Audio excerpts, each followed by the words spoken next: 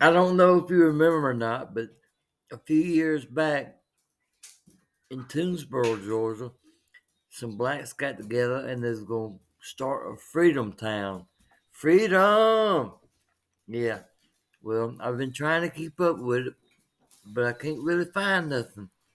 Uh, they started out strong.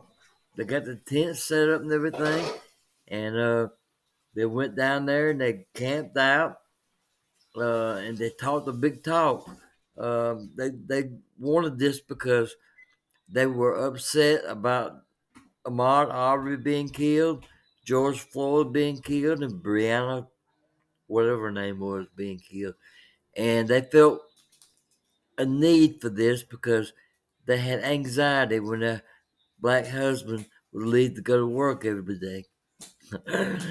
Well, anyhow, I haven't heard anything from them, and I think I'm just going to drive down there. It's about an hour from here, so I'm gonna drive down there and go to the plantation, um, and see what they got built. But I thought I would just share this with you right here. This was a good, it was a big thing, and black communities everywhere was going to flourish.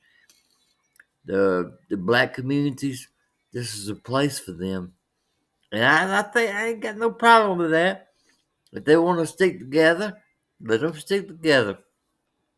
I'm for it, you know. I ain't against black people. If they want to have their own, let them have their own. But anyhow, I'm going to show you Freedom, Georgia. You hear that? That is the sound of freedom. A lush and rugged expanse about 130 miles south of Atlanta, just shy of 97 acres. It's undeveloped, unincorporated, and it has new owners. It feels amazing. It feels really amazing. I cry every time I come here. Renee Walters is one of them. She's president of the Freedom Georgia Initiative.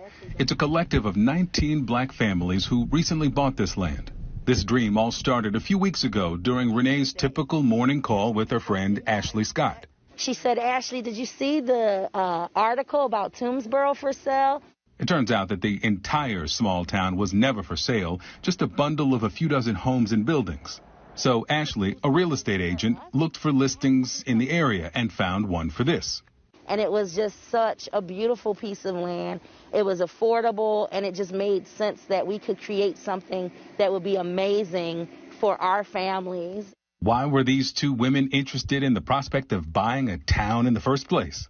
It really was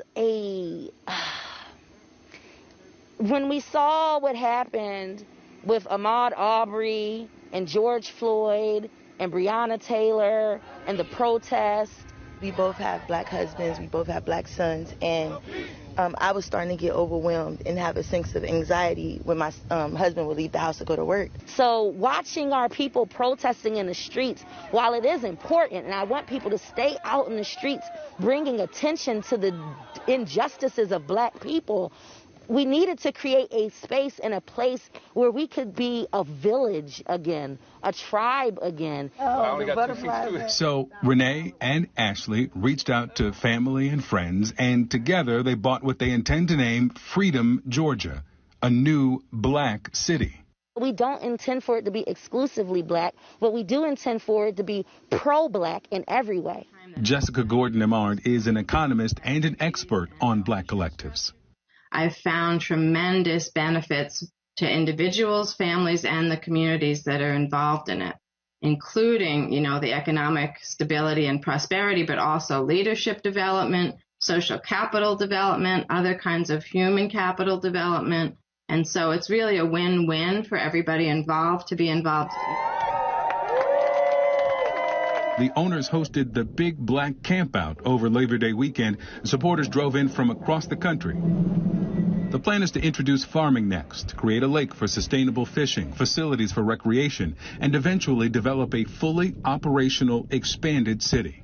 by being able to create a community that is thriving, that is safe, that has agriculture and commercial businesses that are supporting one another, and that dollars circulating in our community. That is our vision. And to be able to pass this land down to my children and to the children that are represented by each of our 19 families as a piece of legacy. We're hoping to create legacy.